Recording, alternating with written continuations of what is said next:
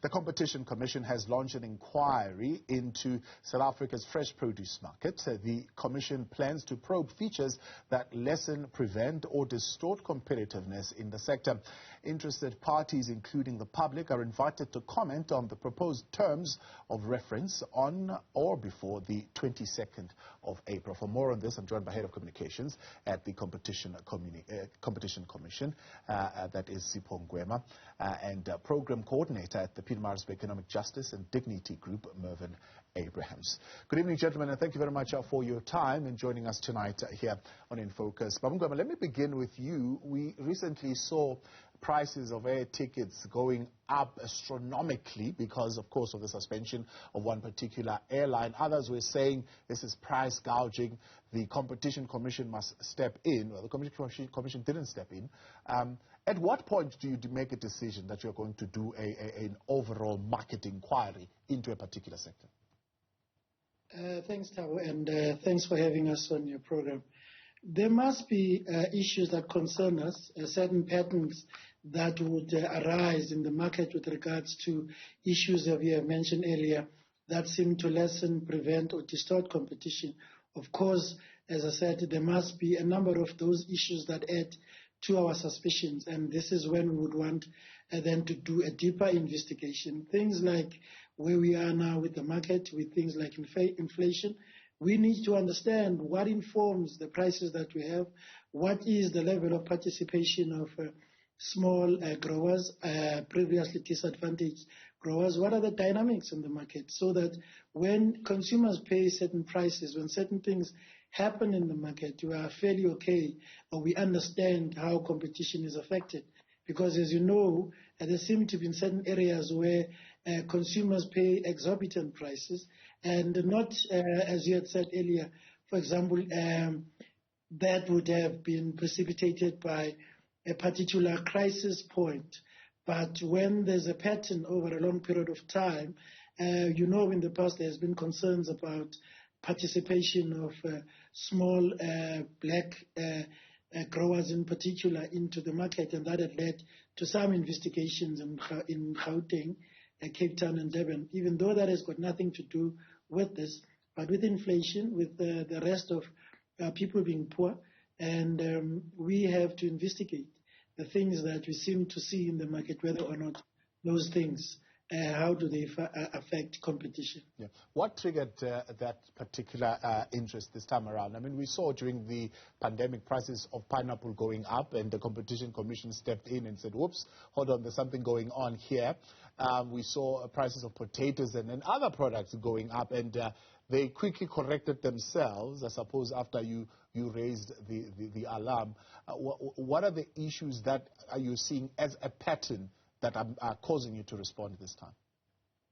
Yes, indeed. You must remember, even then, during COVID, when we investigated ginger, garlic, a number of those things, but also, as I said earlier, there were certain things that were reported to us from the industry with regards to the empowerment of black growers or farmers in particular, and their participation in the market. So a number of those things, they concern us. They concern us because we don't see in some areas the growth. We need to understand whether or not those farmers are growing. How do their produce make it to the point of sales in the market, and how do they fare with regards to the rest of the other competitors? But also you must remember, we produced recently a concentration report, and which in some features of this particular market seem to suggest that there may be levels of concentration.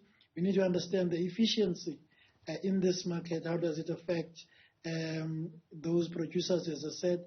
Are there any barriers of entry? So we have seen those things. We've seen complaints from people who were struggling to break through in the markets, particularly, as I said, small-scale producers failing to break into those markets, and you have your own established groupings that are feeding the big supermarket chains. And in some instances, you'd hear reports about black farmers and small farmers in particular, their produce being sold early and at a higher price and a lower price, and then later in the day when the market is really busy, those produce that would make it would be from the bigger ones, and the margins there would be much different from what would have happened earlier. So those are the things that we need to understand. What influences those things? Why is the number, the size of the small business or small growers that we have in that market? What influences those things? So those are the things we have picked up, and those are the things that we need to dive deeper into. Mervyn, I mean, from the Pietermaritzburg Economic Justice and Dignity Group point of view, these are issues that you've always been raising, and I'm sure you would probably be one of the complainants who would have gone to the Competition Commission to say, have a look at this. What are, for you, the major concerns that need to be really zoomed in on in this sector? So good evening, Thabo, and good evening to all your viewers. So we really welcome the position taken by the Competition Commission because we have seen consistent increases in food prices over a number of years now. And it's been very difficult to kind of work out whether these price increases are in fact justified based on increased prices of inputs into the manufacturing of those foods. So we are welcoming the position of the Competition Commission.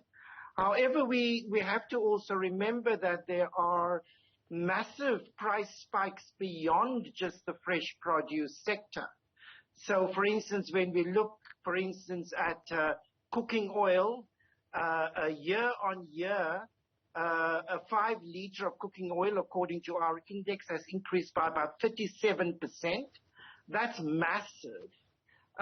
We've seen now also the price of bread increase. We've seen prices of cooking oil just spike massively around the city of Durban, for instance. The other day I went and I saw a 5 liter of cooking oil going for about 178 rand, while our basket has it at about 150 rand. So there are wider issues than just the fresh produce market. Yeah, and certainly that's Ngwema, what you're going to be looking at as far as the value chain is concerned. I would imagine also from the side of inputs, from the side of processors, are you going to be looking at the whole entire chain from seed to table? That's what we want to look at. We want to look at all the layers of the value chain, and as I said, in terms of terms and reference, we want to see the efficiency of that value chain. What are the issues that then contribute in terms of and what those issues have the impact they have on pricing. So we need to understand those. We need to understand how and what are the inputs and what are the dynamics that inform those inputs, and so that in the end we understand the prices that the consumer is paying, whether or not those prices are exorbitant, whether or not those prices are fair and reasonable. And it's only after we have done the investigation through the inquiry that we can be able to understand exactly in terms of those inputs, how do they affect the bottom line in the end. So where you're sitting now, it's not necessarily a guarantee that this market inquiry will bring relief to consumers. You might as well find that these are just normal processes that bring about the increase in the price of goods on the shelves. This is why we have gone back to the consumers, we have gone back to the public to say, we need your comments with regards to the terms of reference of this particular inquiry. Does it address the issues that need to be addressed in order for us to reach a determination, as you correctly pointed out earlier, whether or not there are issues that lessen, prevent, and distort competition. So it's only after we have gathered this evidence, you must remember, we need to listen to all sides so that at the end of the day we make a determination.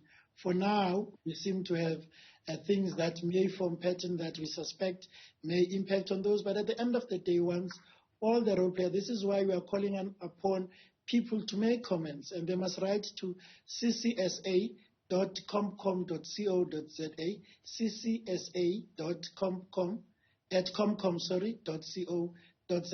We want those comments so that we are able, the investigation is able to be guided. And at the end of the day, once the inquiry is done, we come with recommendations and findings in order to then address anything that we may think is not in line with the relevant laws of South Africa in this particular sector. Yeah. So something like what Mervyn is raising, for example, the price of cooking oil, that like you've seen growing astronomically in the last couple of days by close to, what, 37% you said, Mervyn? That's year-on-year increase. Yeah, year-on-year increase. Is that an anomaly? Look, I wouldn't know what are the issues that affect, that have risen or that have resulted in those issues. And this is why one needs to understand, of course, it does sound strange. It does raise some alarm. But, you have got wars these days. You have got droughts in certain areas. But I wouldn't know what affects those. But I'm sure if there are concerns that there may be exclusionary conduct, there may be conduct that is not in line with the Competition Act, and we would need to investigate those prices, would need to investigate those patterns where people can approach the Competition Commission, and then we can be able to look into those. To an extent that any of the fresh produce may contribute to the production of cooking oil and in one way or the other affect that price, maybe this investigation may assist. However, if they may not have anything to do with this and people think that those prices need to be investigated, we are free to investigate. Of course, anything that looks abnormal, anything that looks like it's strangling the already pressed consumer, those things deserve attention. We need to make sure that whatever contributes to inflation needs to be looked at thoroughly so that we don't put unnecessary burden on the consumer. Yeah. Mervyn, in your view, is this related in any way to profit-taking on the side of the producers? For years we have argued that there are not sufficient transparency in the value chain of most of our foods. In fact, it is extremely difficult to get information. Hence, what the Competition Commission is doing is critically important in terms of opening up these value chains and shining a light upon them. And so for us, it's an exercise in transparency, and of course transparency is good for the economy because sometimes we just don't know what the level of increases is, for instance, at the farm gate. So, what is the increased level on fertilizer and how does that impact on the price of tomatoes? Those things are absolutely difficult for the consumer to understand, and hence it's the role of the Competition Commission to shed some light on that by initiating a process such as this, where they can transparently look at what happens in the value chain. However, Thabo, I might have to bring in another issue, and that is that it's all good and necessary. It's absolutely necessary what the Competition Commission is doing.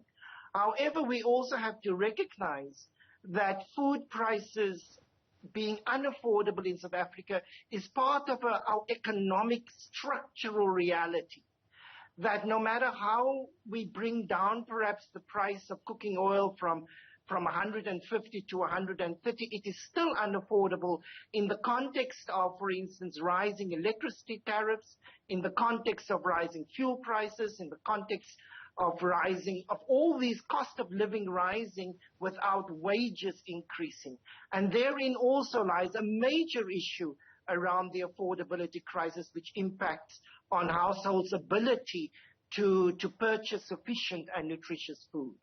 And I'm interested to zoom in on that a little bit more, Ngwema, the levels of concentration and how that informs the pricing and the competition within the sector. Yes, Thabo. Remember, we have just, as I said earlier, issued a report on concentration.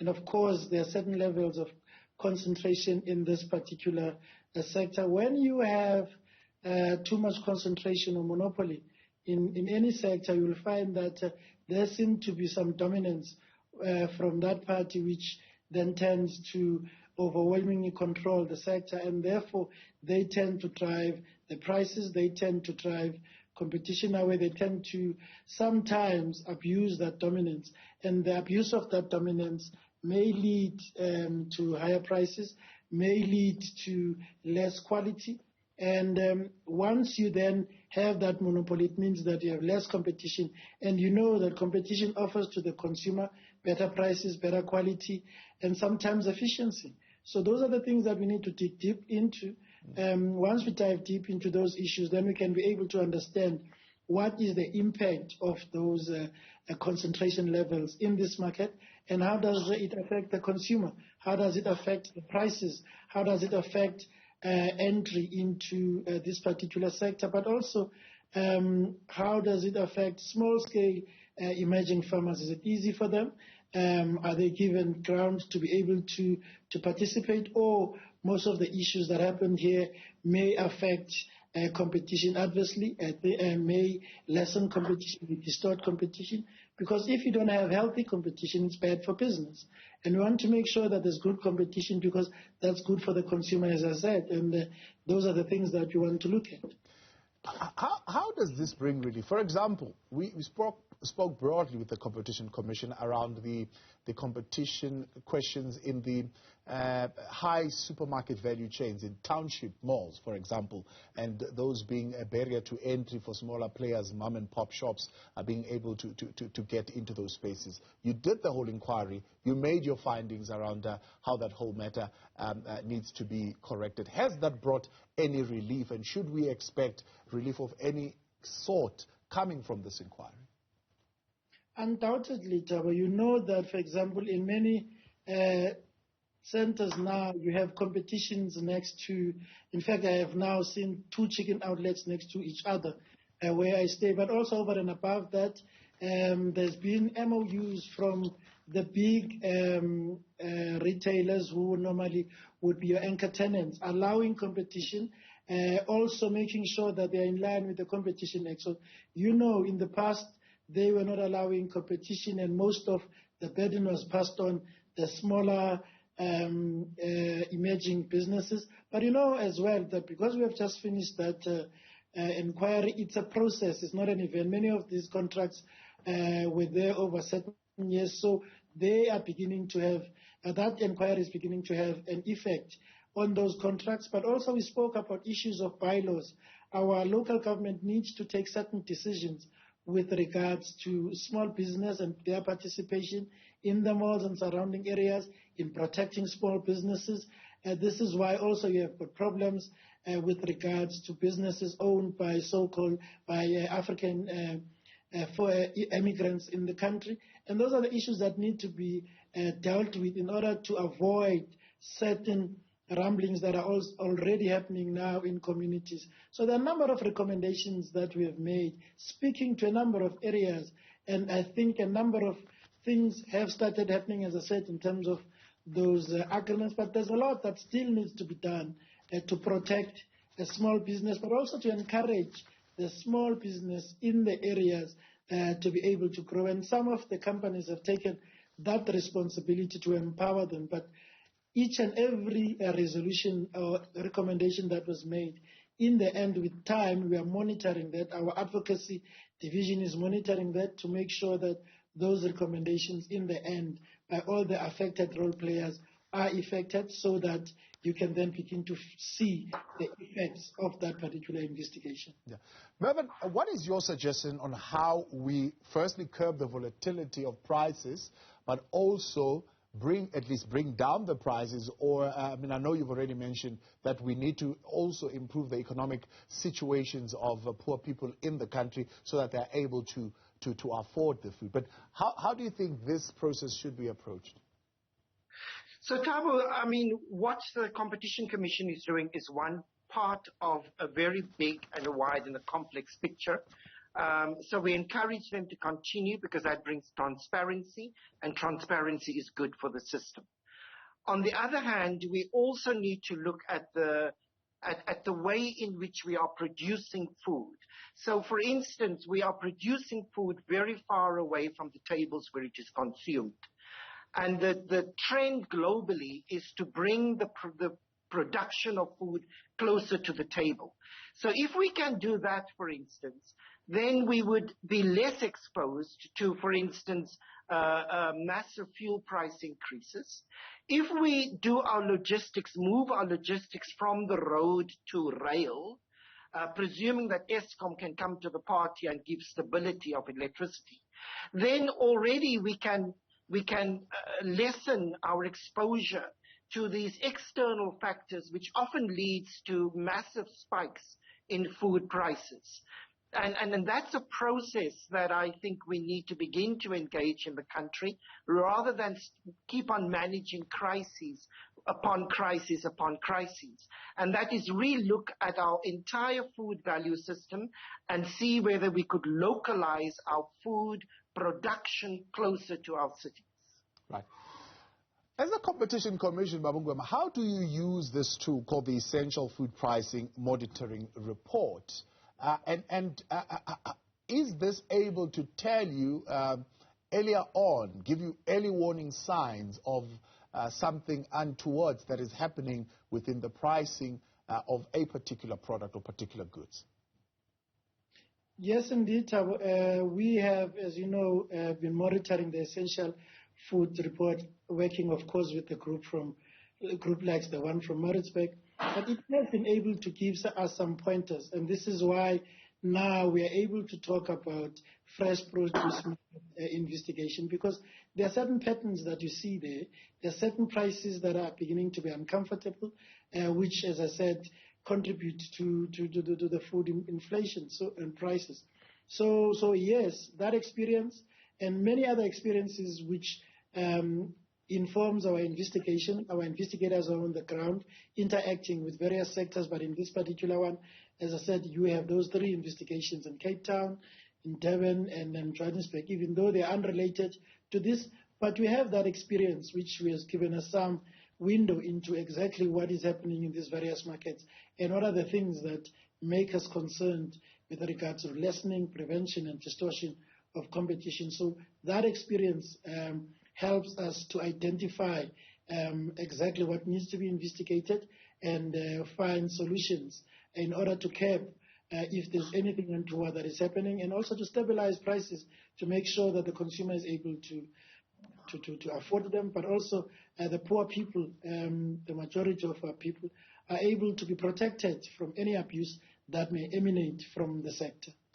How does an informal trader who is probably not well connected, they're informal traders, they literally sell on the street to be able to go feed the family on the day, they are affected by this process and how the market determines prices. How do they interact with this process? How are you reaching out to them to be able to get their input in this process? Our intention is to roll out a communication plan that speaks to people on the ground. Of course, for now, we are making the announcement just with regards to terms of reference. I gave out the email address, which is ccsa@comcom.co.za, ccsa@comcom.co.za. But also there's a WhatsApp number where people can send their concerns and comments, which is 084-743-0000. There we are able to interact with people in terms of their comments for terms of reference. Then we'll come back to outline the process in terms of how long is the investigation going to be, and what are our expectations, and what is the feedback from this interaction with regards to terms of reference in a much more detail, so that when we then execute the processes, we're able to interact with the people on the ground. But we do envisage activations on the ground, interacting with the relevant interest group that needs to inform this process, so that in the end, as I said, our findings and recommendations are influenced by the role players in this particular sector. Yeah. Final thought maybe from you, as I look at the terms of reference, one of them is barrier to entry in relations to the regulatory environment. So I'm picking up that hopefully at the end of this process, you're saying the Competition Commission might even suggest to lawmakers in the country what they need to change in our laws that is a barrier to entry for small-scale farmers in the sector. Undoubtedly. Remember, I said to you, when we were doing the groceries, we spoke to local government, we spoke to bylaws that needed to be changed. When we were doing a similar inquiry with regards to public transport, we interacted with various levels of government, local government, the provincial government, the national government, and suggested a number of things that needed to be done with regards to legislation, with regards to policies that affect those particular sectors.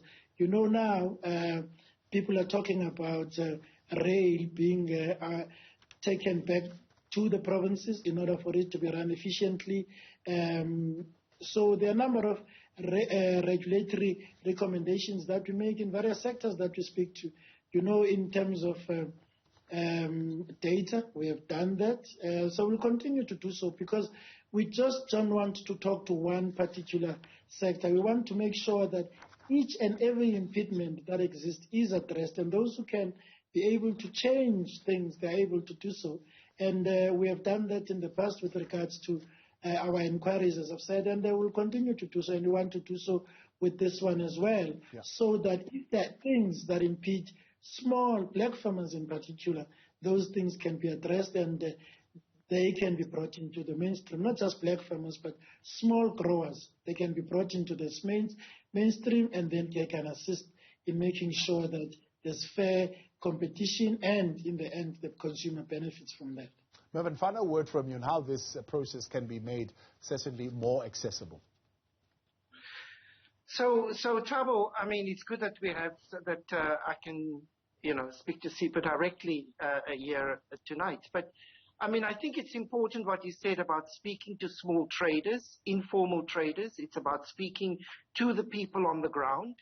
It is about being very firm in terms of over-concentration and the big corporate sector power, because it's actually a power play that goes on in the market every day.